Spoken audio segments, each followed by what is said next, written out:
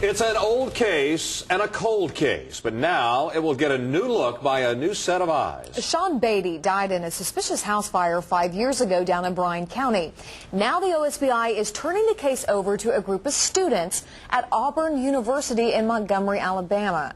New at 6, Scan Matthews tells us why an outside agency will give this case a new review. Gan? Well, state agencies have taken a look at it. A grand jury has taken a look at it. But there have been no conclusive findings in the death of Sean Beatty.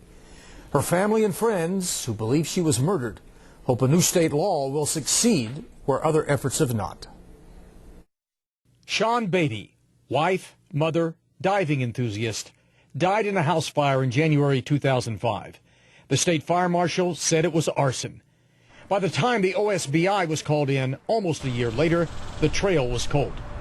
The crime scene was completely demolished. There was no crime scene, so that makes it extremely difficult to be able to follow leads and to get leads.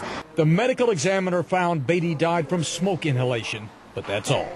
We prefer, when we get a case like this, to have the evidence where we can determine the manner of death, be it natural, suicide, homicide, whatever. In this case, we weren't able to do that. Now, under a new law, criminal justice graduate students at Auburn University in Montgomery, Alabama, will be allowed to examine OSBI files on the Beatty case. They will spend a year looking for answers that have eluded other investigators.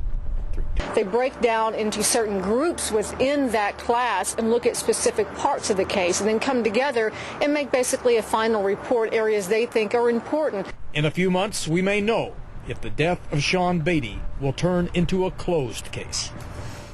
Jerry Beatty, Sean's husband, tells me he did everything in his power to get the new law passed. Now he has to wait for the results. Back to you.